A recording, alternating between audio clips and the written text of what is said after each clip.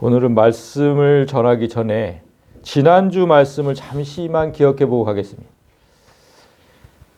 에디오피아 내시가 나왔었죠. 지난주에 에디오피아 내시가 예루살렘에 와서 예배를 드리고 고국으로 돌아가면서 성경을 읽으면서 갔습니다. 그런데 그 성경의 내용을 도무지 이해할 수가 없어서 안타까웠죠. 이게 무슨 뜻이냐 도대체 이게. 알 수가 없었어요. 그때 하나님께서 성령의 사람 빌립을 보내셨고 내시가 이해할 수 없었던 말씀을 깨닫게 하셨습니다. 몰랐던 말씀의 뜻을 깨달은 내시는 즉각 세례를 받았지만 만약 그가 거기서 멈추었다면, 세례받는 것에서 멈추었다면 그에게 기쁨은 없었을 거다. 이렇게 말씀을 전했죠. 내시는 세례만으로는 절대로 기쁠 수 없었습니다. 왜 그랬습니까? 이 말씀 때문이죠. 고안이 상한 자나 음경이 잘린 자는 여호와의 총회에 들어오지 못하리라. 그러니까 고자는 성도가 될 수 없다. 고자는 어떤 경우에도 구원받을 수 없다.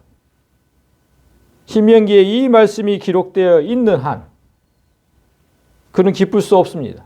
아무리 사람이 세례를 베풀었다고 해도 하나님 말씀이 우선이기 때문이죠. 그런데 지난주 본문은 분명히 그가 기쁘게 고국으로 돌아갔다 이렇게 기록했죠. 이 말씀이 존재하는데 왜 기쁘게 돌아갔을까? 우리가 이것을 이해가 되지 않았었는데 그 이유가 뭐였냐면 이사야 53장에서 말하는 그가 누구인지 도무지 알 수 없었는데 빌립을 통해서 그가 바로 예수라는 사실을 알았을 때 그는 세례받는 것으로 끝나지 않고 끝까지 말씀을 붙들었다는 거예요. 그리고 마침내 53장에서 쭉 읽어가다가 56장에 이르렀을 때 나를 향한 하나님의 말씀을 들었다는 거죠. 내 안식일을 지키고 내가 기뻐하는 것들을 택하며 내 언약을 굳게 붙드는 고자들에게 이같이 말하노라. 그들에게 내가 내 집에서 또 내 성벽 안에서 아들 딸들의 것보다 더 좋은 처소와 이름을 주리라. 내가 그들에게 끊어지지 아니할 영존하는 이름을 주리라. 그러니까 만약에 내시가 53장에서 말하는 그가 누구인지를 계속해서 몰랐다면, 그가 예수인지를 계속해서 몰랐다면, 그런 상태에서 이 말씀을 보았다면 어땠을까요? 여러분 한번 생각해 보셨어요? 53장에서 그가 누구인지 몰랐어요. 그가 예수라는 사실을 몰랐어. 그리고 그냥 56장까지 갔는데 이 말씀을 읽었어요. 그리고 기뻤을까요? 이게 내시한테 주는 거잖아요. 고자들에게. 어땠을까요? 예수라는 사실을 몰랐어요.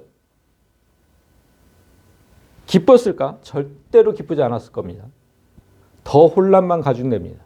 왜입니까? 말씀이 상충하기 때문이에요. 말씀이.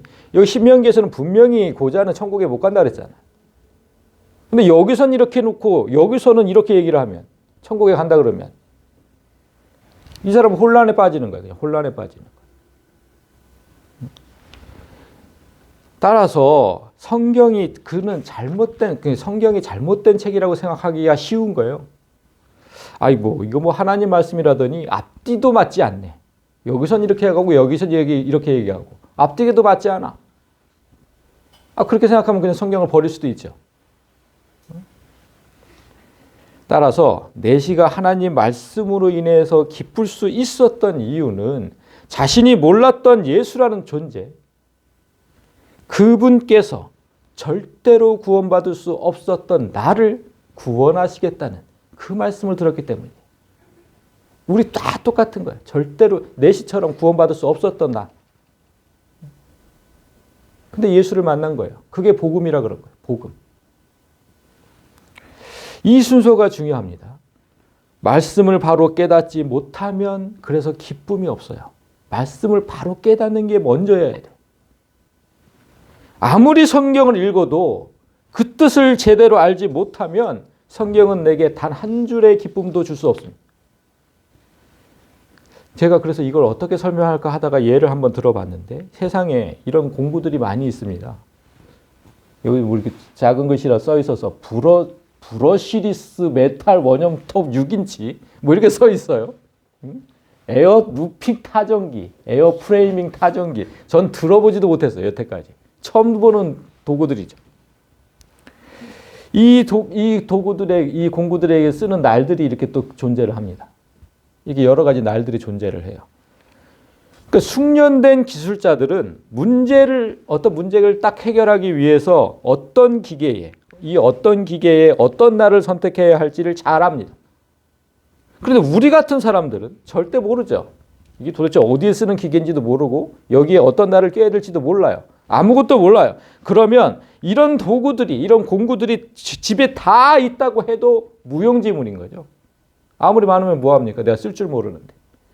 똑같은 거예요. 지난주일 4시가 그런 거예요. 4시 손에 문제를 해결할 성경이 들려 있었어요. 내 삶의 문제를 해결할 성경이 들려 있었어요. 그런데 그 어떤 말씀도 4시의 마음을 위로하지 못했어요.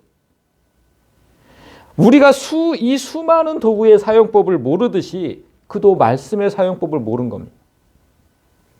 들려 있으면 뭐합니까? 사용할 줄 몰라요. 오늘날 우리는 예수라는 존재를 잘 알죠. 예수를 모르는 사람이 어디 있습니까? 그러나 예수가 내 삶에 어떤 의미인지 그 사용법을 정확히 모른다면 성경은 내게 아무 소용이 없습니다. 아무 소용없는 책이에요, 이거 다. 자, 보세요. 성경은 분명히 이렇게 얘기합니다. 주는 그리스도시요 살아계신 하나님의 아들이시니이다. 분명히 이렇게 얘기를 해요. 그런데 이게 나와 무슨 상관이 있습니까? 한번 생각해 보셨어요? 예수께서 하나님의 아들이란 사실을 알면 나에게 어떤 위로와 힘이 됩니까? 아니, 하나님의 아들이세요. 맞아요. 근데 그게 나한테 무슨 위로가 되고 무슨 힘이 돼, 그게? 아무 상관없잖아요. 그리고 또 성경이 뭐라 그러냐면 예수는 하나님의 아들인 동시에 하나님이시라고 하죠. 아들에 관하여는 하나님이요 주의 보좌는 영영하며 주의 나라의 귀는 공평한 귀이니이다. 분명히 성경은 예수 아들에 관하여서 하나님이라고 선포를 합니다. 예수는 곧 하나님이다. 그러니까 예수는 하나님이면서 하나님 아들이기도 하다. 이게 대체 무슨 소리냐? 하나님 아들이면서 하나님이 돼요. 이거 이해가 돼요? 이해를 못하는 성도가 더 많아요. 더 많아.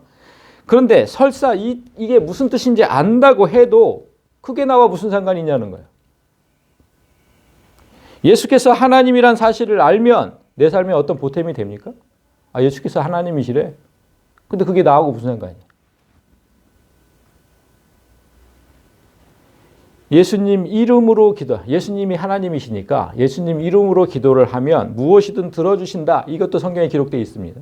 그래서 예수님 이름으로 수도 없이 기도했는데 정말 다 들어주셨어요?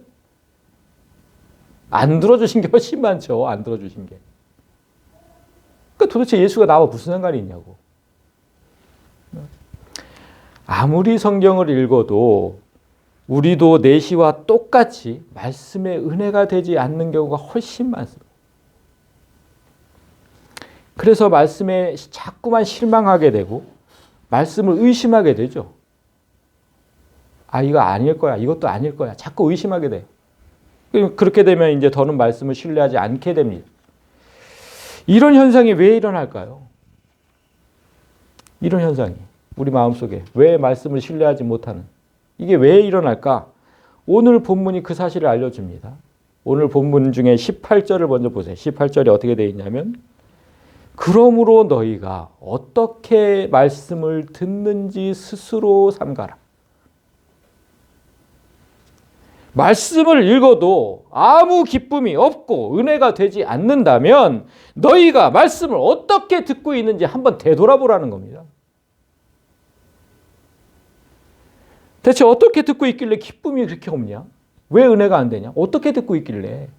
예수님이 지금 이렇게 묻고 있는 거예요. 지난주일 4시의 경우를 한번 생각해 보세요. 4시가 빌립을 만나기 전에 성경을 읽어도 기쁨이 없던 이유가 뭡니까? 말씀의 참뜻을 몰랐기 때문이잖아요. 도대체 무슨 뜻인지 모르겠는 거예요. 그게 무슨 기쁨이 돼요, 그게? 우리도 똑같아요. 우리도 대부분 그 뜻을 모르고 읽어요. 성경을 읽을 때마다 진짜 다 이해되는 성도는 거의 없을 겁니다. 대부분 모르고 읽어요. 알고 있다고 해도 잘못 알고 있는 게 대부분이에요. 또 그 뜻 아닌데 그렇게 알고 있어요. 그래서 기쁨이 없는 거거든요. 그래서 그렇다면 말씀의 참뜻을 아는 게 제일 먼저 돼야 되죠. 그런데 지난 주일에 말씀의 참뜻을 알려면 반드시 선행되어야 하는 게 뭐라 그랬죠? 기억 안 나세요? 말씀의 참뜻을 알려면 어떤 조건이 필요하다고 했습니까? 성령께서 도와주셔야 된다 했어요. 성령께서. 우리 이거 봤잖아요.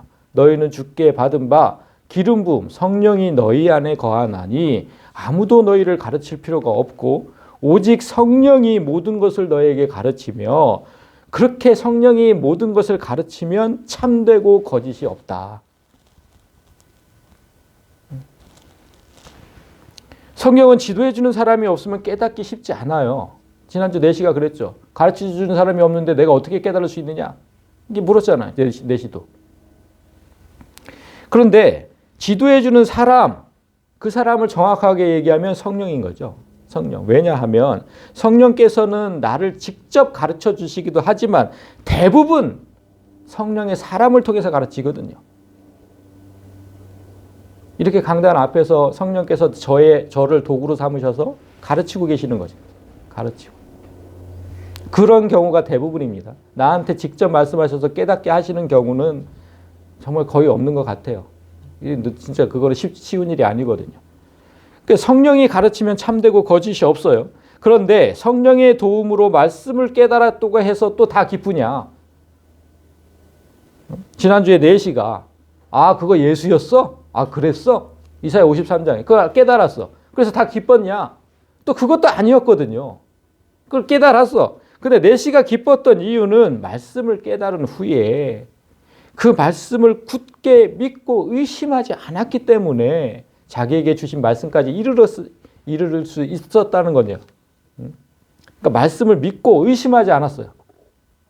이 예수가 이제 모든 사람의 죄를 구원하고 다시 부활해서 나도 부활을 하고 이런 말씀을 믿었기 때문에 끝까지 말씀을 파고드는 거 아니겠습니까? 여러분 말씀을 굳게 믿고 의심하지 않았다. 그러면 거기까지 갔어요. 그러면 그 다음에는 뭐가 따를까요? 말씀을 딱 읽었어요. 그리고 굳게 믿었어요. 그 다음에 나오는 행동이 뭘까요? 듣고 믿었어. 그러면 뭘 해야 될까요? 실천을 해야 돼. 행동. 자, 생각해 보세요. 제가 만약에 어젯밤 꿈에 하나님께서 딱 꿈에 나타나셔가지고 로또 복권 6자리를 딱 알려주셨어요. 6자리 맞나요? 맞죠? 6개 맞죠? 숫자 6개. 알려주셨어요. 6개를 정확하게 가르쳐 주셨다고 가정하면 그 말씀을 만약에 굳게 믿고 의심하지 않는 사람은 바로 달려가서 복권을 사죠. 실천에 옮기는 거예요. 실천에 옮기는 거. 그러나 만약에 믿지 않는다면 무슨 개꿈을 꿨어? 믿지 않는다면 당연히 사러 가지 않지요. 믿고 믿지 않고는 이렇게 차이가 있는 거예요. 실천에 옮기느냐, 실천에 옮기지 않느냐. 오늘 예수님은 그 말씀을 하십니다. 너희가 말씀에 기쁨이 없고 은혜가 없느냐? 너희가 말씀을 읽기만 했지 믿지 않고 실천하지도 않았기 때문이다. 믿지도 않고 실천하지도 않았대요. 그 말씀을 오늘 본문 바로 전에 하신 거예요. 이렇게 얘기하셨어요. 씨를 뿌리는 자가 씨를 뿌리러 나가서 뿌릴새 더러는 길가에 떨어짐에 밟히며 공중의 새들이 먹어버렸고 더러는 바위 위에 떨어짐에 싹이 났다가 습기가 없으므로 말랐고 더러는 가시떨기 속에 떨어짐에 가시가 함께 자라서 기운을 막았고 더러는 좋은 땅에 떨어짐에 나서 100배의 결실을 하였느니라. 자, 우리가 너무나 잘 알고 있는 이 4가지 밭의 비유죠. 이 비유를 통해서 우리가 말씀을 어떻게 듣고 있었는지 그 마음 상태를 지적하고 계시는 거예요. 잘 봐. 네가 어떻게 듣고 있었는지. 이 4가지 종류가 있어요. 4가지 종류. 여러분은 평소 말씀을 어떻게 들으셨는지 한번 생각을 해보세요. 집에서 홀로 성경을 읽을 때 그리고 지금 오늘처럼 주일에 이렇게 와서 말씀을 들을 때, 그리고 뭐 오후에 성경 공부할 때 내가 어떤 마음으로 듣고 있었을까? 하나님 말씀을. 예수님은 사람마다 말씀을 듣는 마음이 다 다르다고 하셨어요. 이게 다 앉아있는데 다 다르다. 마음이. 크게 네 가지로 말씀하신 겁니다. 그리고 이 해석을 이렇게 하셨죠. 길가에 있다는 것은 말씀을 들은 자니 이에 마귀가 가서 그들이 믿어 구원을 얻지 못하게 하려고 말씀을 그 마음에서 빼앗는 것이요. 여기서 뿌려진 씨는 뭐죠? 마가복음에서 이거를 말씀이라고 했습니다. 말씀. 뿌려진 씨는 말씀이다. 자, 그러면 하나님께서 지금 말씀을 이렇게 뿌렸어요. 지금 이렇게 말씀을 뿌려지고 있죠?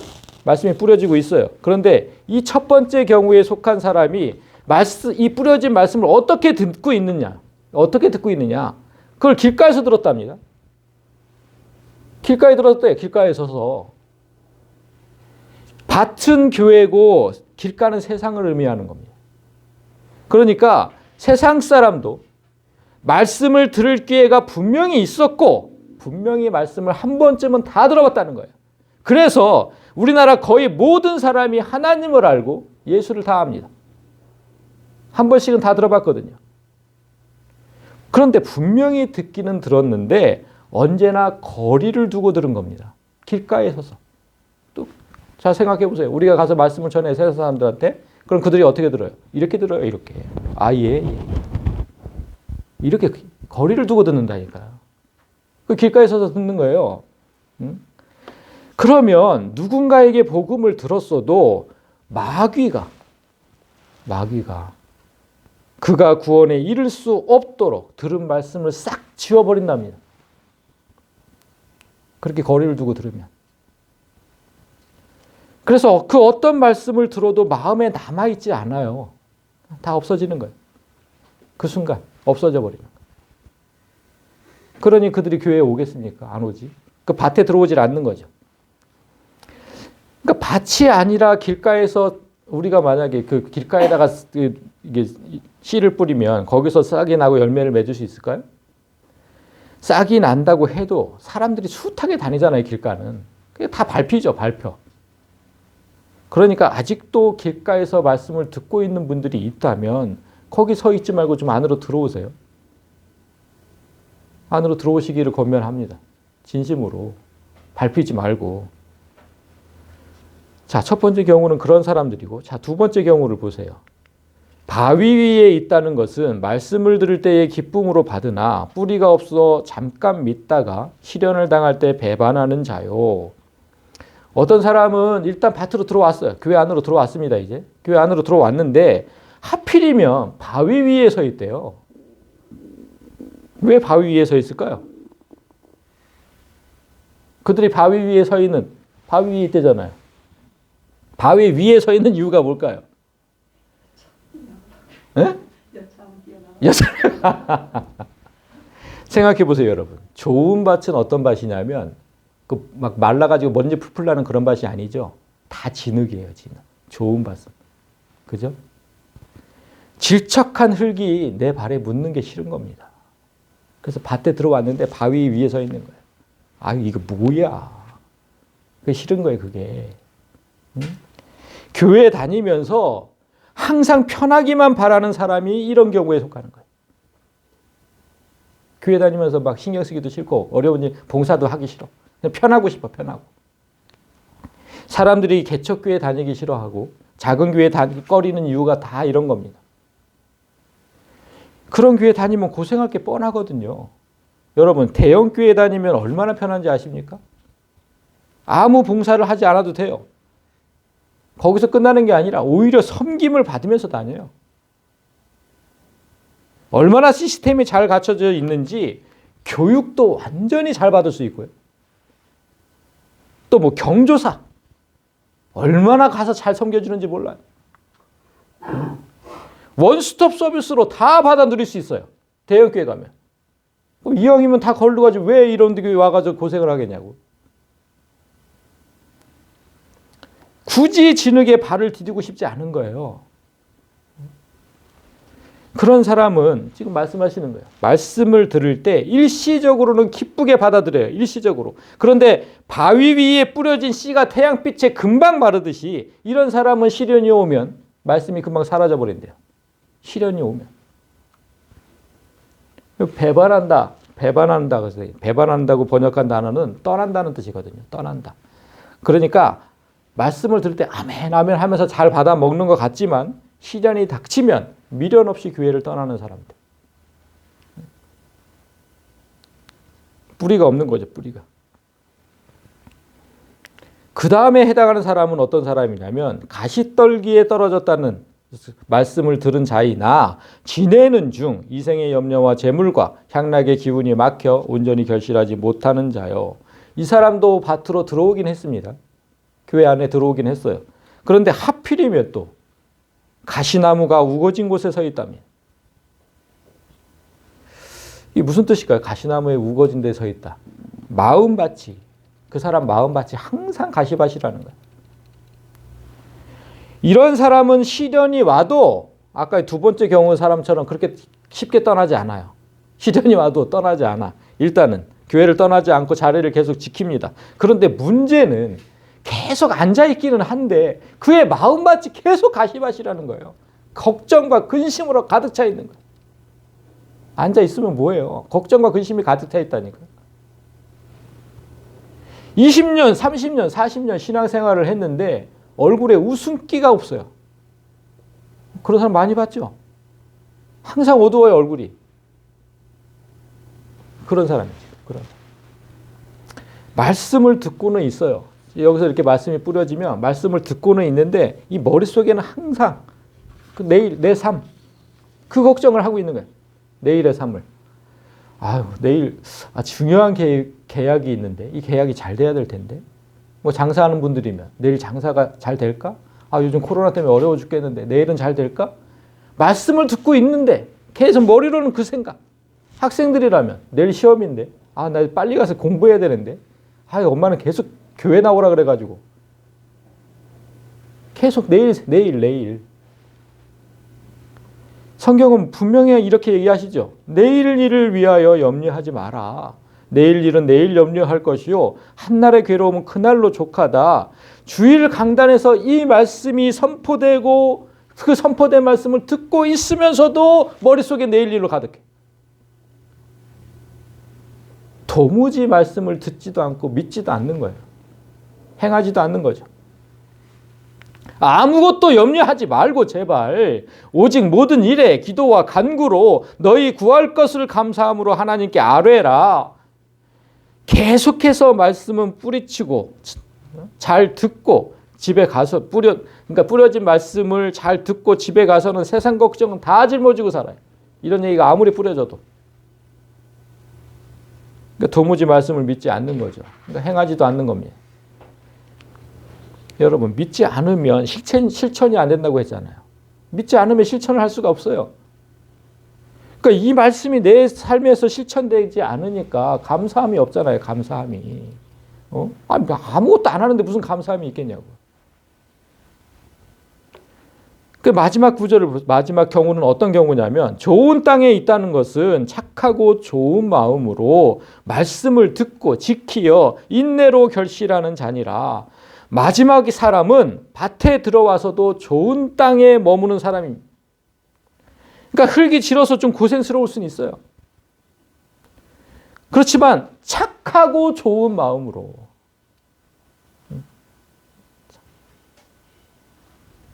그런 마음으로 인내하면서 서 있대잖아요. 인내하면서 착하고 좋은 마음으로 인내하면서. 여기서 인내라고 번역한 단어가 확고부동하다라는 뜻이 있어요. 확고부동하다. 그러니까 시련이 있어도 흔들리지 않고 세상의 염려 때문에 흔들리지도 않아요. 어떤 경우에 흔들리지도 않아. 그냥 착하고 좋은 마음으로 인내하면서 끝까지 견디는 거예요. 결실할 때까지. 그런데 이 사람들이 이렇게 살 수 있는 이유를 예수님은 뭐라고 얘기를 하시냐면 분명하게 말씀을 빨간 거. 말씀을 듣고 지켜 행했기 때문이다. 그래서 그 사람들이 그렇게 살 수 있는 거다. 요즘 성도들이 얼마나 말씀을 열심히 듣습니까? 예전보다 훨씬 열심히 들어요. 왜냐하면 자, 이렇게 교회 와서도 듣고 기독교 TV가 4채널이나 돼요. 거기서도 듣고 제일 많이 듣는 게 요즘엔 유튜브 채널이죠. 거기서도 들어요. 그러니까 얼마나 많이 들어요. 그런데 거의 모든 성도가 거기서 멈춘다니까요. 거기서 듣는 것에서. 도무지 지켜 행하려고 하지 않습니다. 우리가 말씀을 듣고도 기쁘지 않은 이유 단 하나밖에 없어요. 지켜 행하지 않기 때문이다. 자, 내일 일을 염려하지 말래요. 응? 내일 일은 내일 염려할 것이요. 한날의 괴로움은 그날로 족하다. 이 말씀이 자, 그러면 내일은 염려해도 된다는 뜻이에요? 내일 염려하라고 돼 있잖아요. 그럼 내일은 염려해도 된다는 뜻이에요? 내일이 되면 그 내일이 바로 또 오늘이잖아요. 염려하지 말라는 거예요. 그냥 염려 자체를 하지 마라. 응?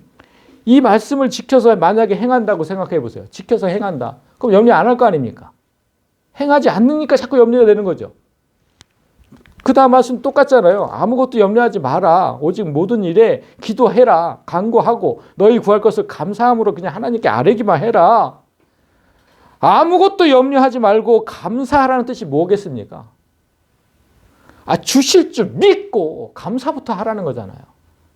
주실 거 알아야 하나님. 그러니까 감사해요. 이거 하라는 거잖아요. 그런데 이 말씀을 수백 번 들었어도 세상 걱정을 다 짊어지고 살아 그냥. 그러면 절대로 믿지도 않는 거고 절대로 지켜 행하지도 않은 거고. 그런데 무슨 말씀에 은혜가 있고 기쁨이 있습니까? 그냥 듣기만 한다니까요. 듣기만. 그러므로 너희가 어떻게 듣고 있는지 좀 돌아봐라. 이렇게 된 거예요. 그러므로. 응? 한 귀로 듣고 한 귀로 흘리는 게 아니냐? 이 말씀은 그렇게 들었던 건 아니냐?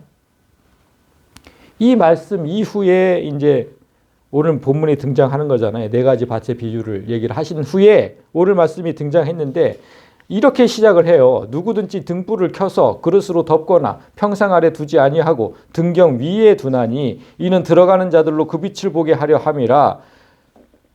누구든 등불을 켜서 통 안에 두거나 상 아래 두지 않아요. 저 밑에 등불을 두는 사람은 아무도 없어요. 응? 그런 곳에 두면 등불의 역할을 하지 못하잖아요. 등불은 등잔대 위에 둬야 어두운 곳을 밝히는 제 역할을 하죠. 그러면 4가지 마음밭을 말씀하신 후에 지금 이 얘기를 하시는 이유가 뭘까요?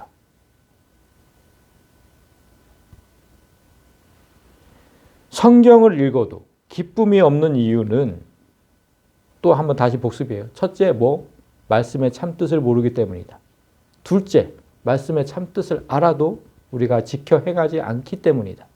첫째, 둘째 기억하시고. 그런데 자, 첫 번째, 그 말씀의 참뜻을 알려면 뭐가 필수다? 성령의 도움이 필수다. 지금 그것 때문에 얘기하신 거예요. 여기서 등불은 그래서 성령입니다. 성령을 상징하는 거예요. 등불은 무언가 숨기려는 목적으로 두는 게 아니라 밝히려는 목적으로 두잖아요. 이 위에다가.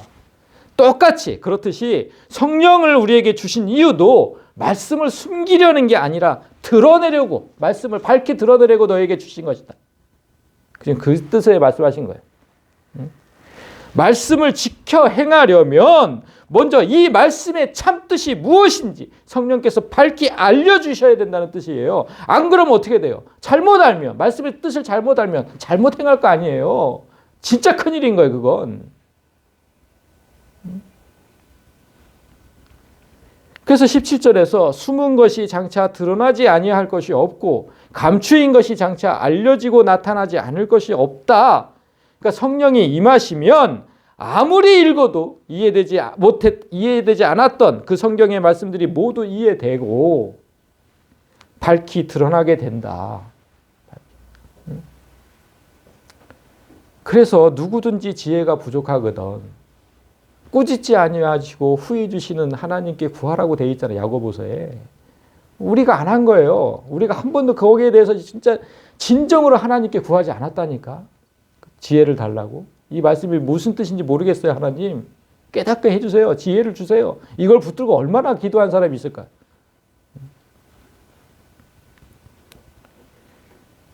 이런 거 하지 않고 너희가 어떻게 말씀을 듣고 있는지 한번 돌아봐라.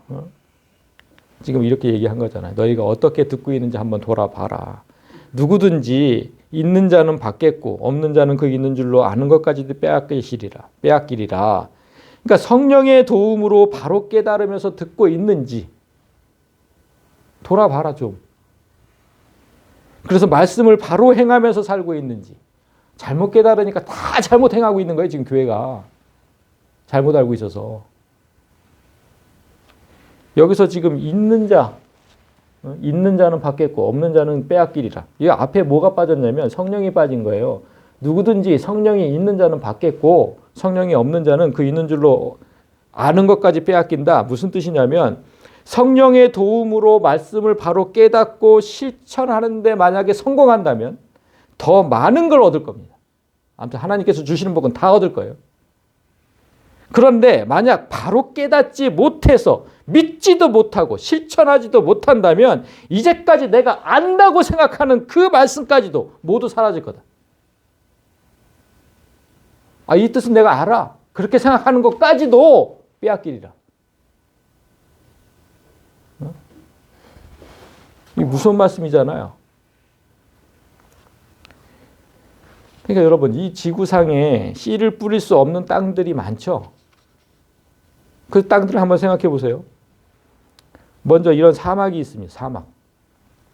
모래로 뒤덮여가 모래만 잔뜩 있어. 모래로 뒤덮여서 물이 고이지 못해요. 여기는 다 빠져버리잖아요. 물이 밑으로. 물이 고이지 못하니까 이런 사막이 있어요. 이처럼 작은 것 하나도 받아들이지 못하는 삭막한 마음으로 사는 사람이 있어요. 요만한 것도 받아들이지 못해. 내 마음속에 머무를 수가 없어요. 다 빠져버려. 그런 삭막한 사람, 그런 마음밭에는 말씀의 씨를 뿌려도 자랄 수가 없어요. 이 땅에 씨를 뿌리면 자랄 수 없듯이. 그런 사람도 말씀을 들어도 어떤 것도 자라지 못해요. 이런 사막과 반대로 이런 늪도 있어요. 물이 너무 많아서 사람이 빠지면 나오질 못해. 누군가 건져내야 돼. 지금 늪에 빠진 거예요, 이거. 그와 똑같이 언제라도 한 사람을 질식시켜서 죽일 수 있는 그런 사람이 얼마나 많은지 몰라요. 사람을 아주 그냥 질식시켜야죠.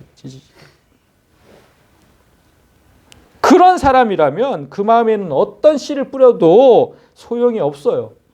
자라지 않아요. 또 거칠고 메마른 이런 광야가 있죠.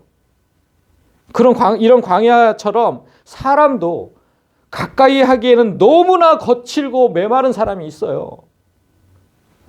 저 사람 곁에는 갈 수가 없어요. 너무나 거칠어서. 그런 사람. 또 태초부터 지금까지 그냥 눈과 얼음으로만 덮여있는 이 동토, 얼음의 땅. 이런 땅도 있죠. 사람도 항상 차가운 바람이 쌩쌩 부는 사람이 있어요. 아주 말만 붙이면 그냥 차가운 바람이 있어요. 얼마나 쌩쌩 부는지. 이런 땅에 씨를 뿌리면 아무 소용이 없다는 거예요. 아무 소용이 없다. 그럼 그렇게 그냥 이런 땅에 씨를 뿌리면 바보 같은 거 아니에요? 바보 같은 거? 이렇게 지구상에 씨를 뿌릴 수 없는 땅들이 존재하는 것처럼 사람의 마음밭도 도저히 말씀을 뿌릴 수 없는 그런 마음밭들이 존재한다. 사막과 얼음의 땅을 사람이 좋은 땅으로 바꿀 수 있어요? 이 땅을 좋은 땅으로 바꿀 수 있는 분? 없어요. 없어. 아무도 없어. 사막도 없어요. 좋은 땅으로 절대로 못 바꿔요. 그와 똑같이 사람의 마음밭도 사람이 바꿀 수 없어요. 그래서 성령의 도움이 필요하다고 하는 거예요. 우린 할 수가 없어서. 지구상의 어떤 땅도 처음부터 좋은 땅은 없었어요. 태초의 지구를 한번 생각해 보세요. 처음부터 좋은 땅은 없어요. 더욱이 아담의 타락 이후에는 땅도 저주받았다고 우리가 배웠잖아요. 땅도 저주를 받았어요. 그래서 어느 땅이든 처음에는 황무지였고 돌밭이었고 가시덤불로 덮여있는 땅이었어요. 그 땅이 좋은 밭이 되려면 어떻게 돼요? 농부가 막 열심히 갈아야 돼요. 농부가 돌 치우고 가시덤불 치우고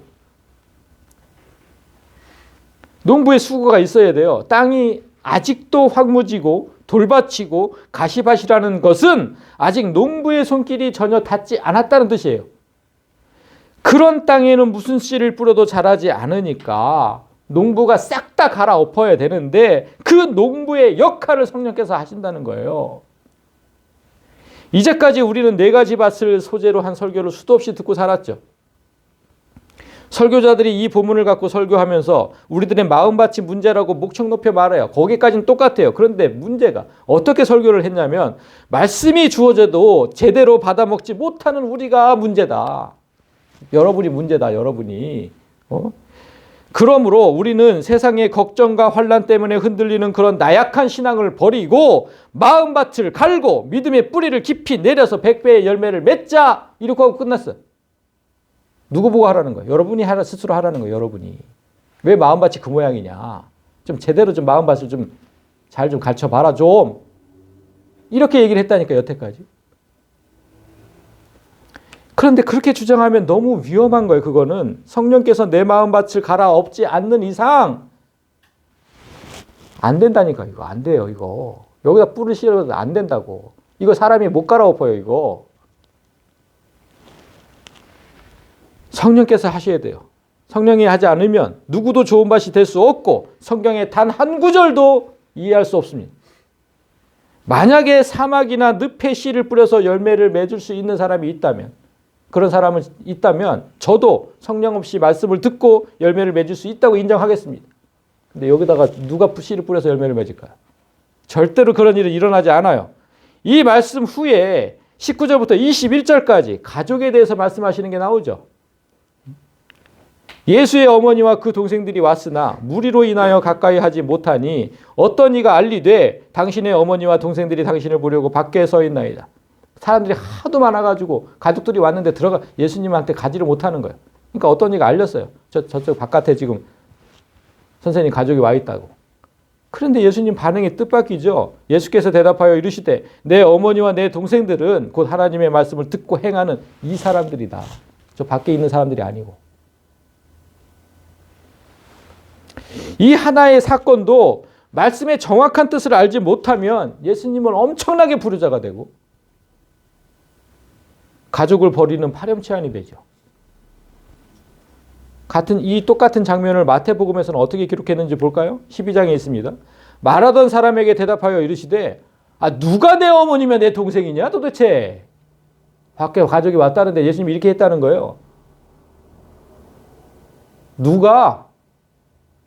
이렇게 얘기했다는 거예요.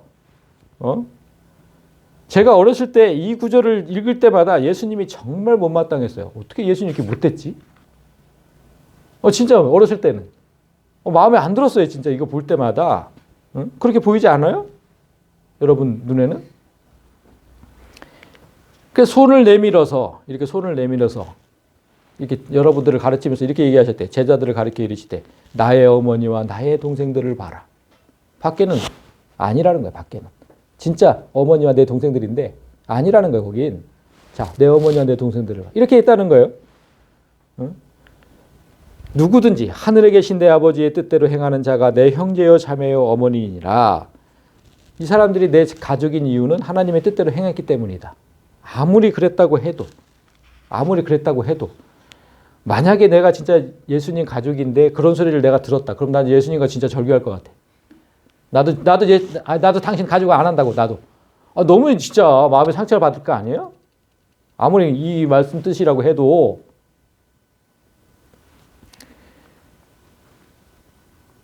그러니까 이렇게 예수님, 정말 그래도 너무하신 거 아니냐? 이런 마음이 계속 드는 이유는 성령의 도움이 없어서 이 말씀의 뜻을 제대로 몰랐기 때문인 거예요.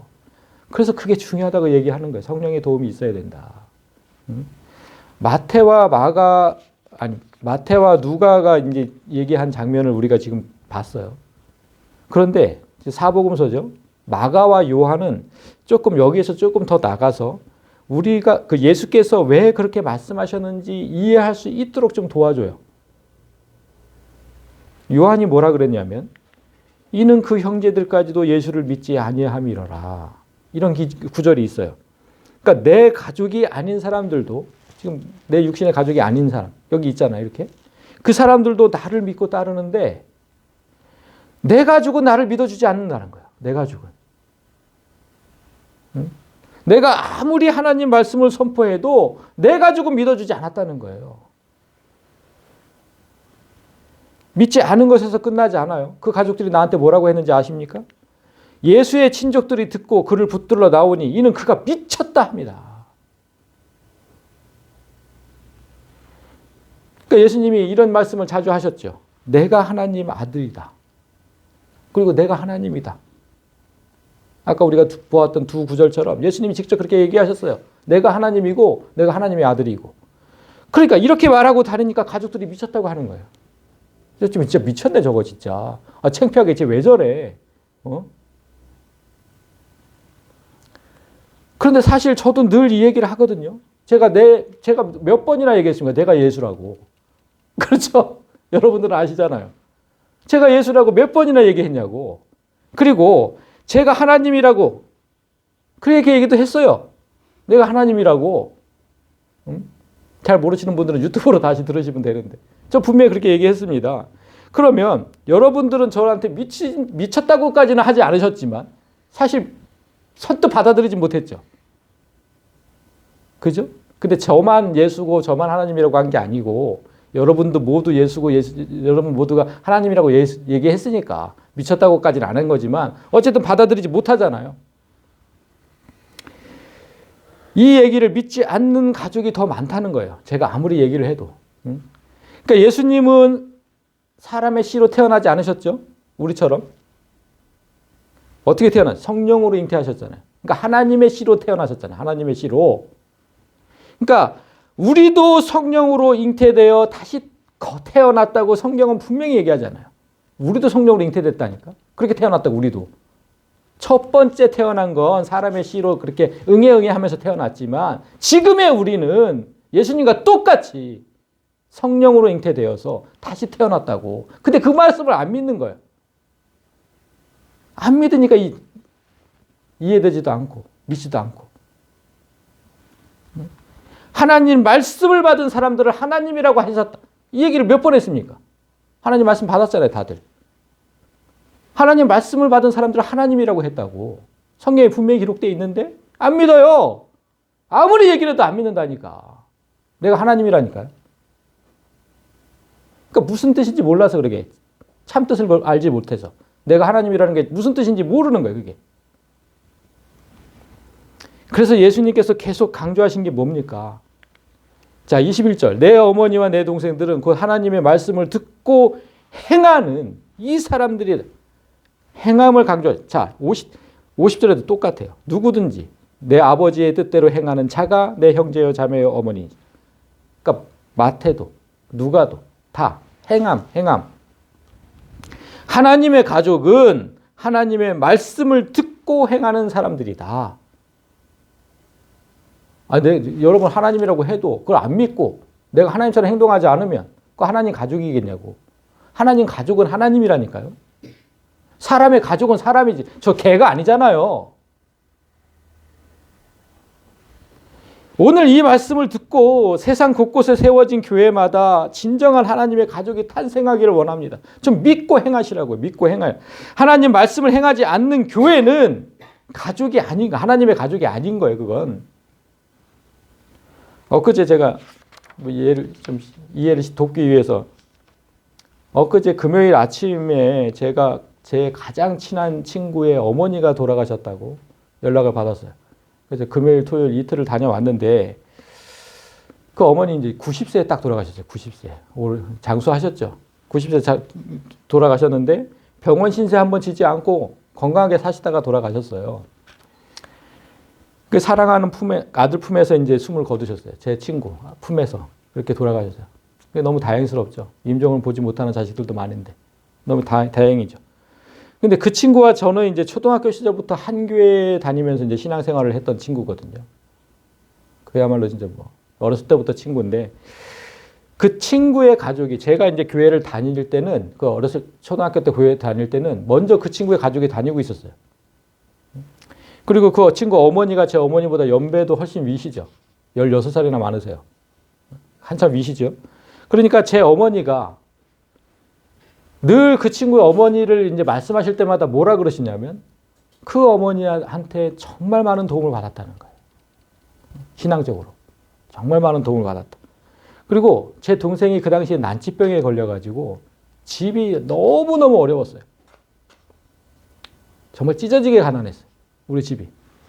그런데 우리 가족이 그래가지고 마지막으로 이제 붙은 게 하나님이거든요. 그래서 교회를 나가게 된 거거든요. 그때마다 제 친구 그 어머니, 돌아가신 그 어머니께서 깊은 위로와 권면을 아끼지 않으시고 물심양면으로 도우셨다는 거예요. 이제 막 교회 나갔는데. 한 번도 보지 못한 사람을, 단 한 번도 보지 못하고 살았는데 그런 사람을 가족으로 대하면서 그렇게 도울 수 있는 건 하나님 가족밖에 없어요. 세상 어디에 나가보세요. 그런 가족이 있는지. 하나님 가족밖에 없어요. 그런 가족은. 그렇게 하나님의 사랑을 실천하면서 실천했다고. 하나님의 사랑을. 그 어머니는. 그렇게 실천하면서 하나님 가족이 무엇인지 보여주며 사시던 어머니였어요. 그런데 그 어머니께서 돌아가신 그 빈소에서 제가 진짜 가슴 아픈 얘기를 들었어요. 제 친구는 아직 장가도 가지 않았어요. 50이 넘었는데. 그 어머니 모시고 사느라고. 근데 2층 집인데 그 1층에서 그렇게 어머니를 모시고 살았어요. 그런데 큰형님, 사형제 중에서 제일 큰형님께 내외가 2층에 살고 있었답니다. 계속 그렇게 살고 있어요. 그런데 그 큰형님 내외가 어떻게 했냐면 단 한 달에 한 번도 그 어머니께 가서 문안 인사를 드리지 않았대요. 2층에 살고 있었는데. 그러니까 밥을 같이 먹는 건 고사하고 나갔다 들어오면서 어머니 다녀오겠습니다. 어머니 다녀왔습니다도 안 했다는 거예요. 그리고 90 가깝게 사시는 그때까지도 건강이 어떠신지, 불편한 데는 없으신지 물어보지도 않았다는 거예요.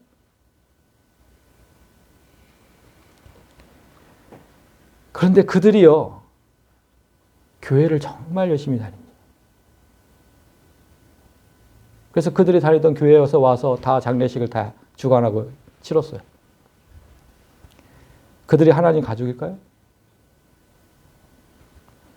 하나님은 분명히 네 부모를 공경하라고 했어요.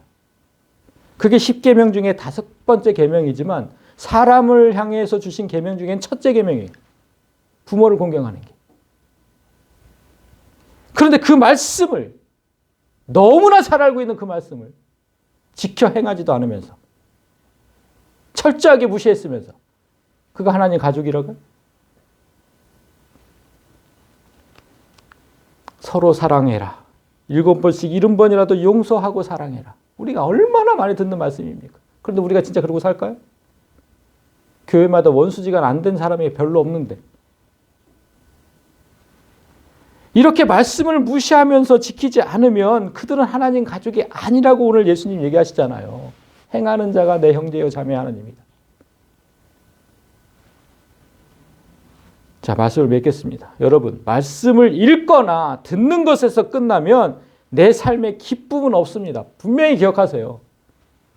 말씀을 1000만 번 읽어도 그 말씀이 내게 은혜가 되지 않아요. 지켜 행하지 않으면. 반드시 바로 깨달은 후에 바로 실천해야 됩니다. 하나님께서 주시는 복은 당연히 하나님의 가족에게 향하죠. 그렇지 않아요? 하나님의 복이니까. 그런데 예수님은 그 가족이 성령의 도움으로 말씀을 바로 깨닫고 바로 행할 때 탄생한다고 했어요. 하나님의 가족은 그렇게 탄생하는 거다. 그러니까 좀 해보자고요. 오늘부터 이 말씀을 듣는 분들 분명히 기억하세요. 오늘부터 말씀을 읽고 쓰는데 중점을 두지 말고 단 한 구절의 말씀을 읽어도 반드시 실천하겠다는 그 마음으로 사세요. 그 마음으로. 그래야 하나님의 가족이니까. 그렇게 하나님의 가족이 돼서 하나님께서 주시는 모든 복을 누리며 사시기를 진심으로 소망합니다.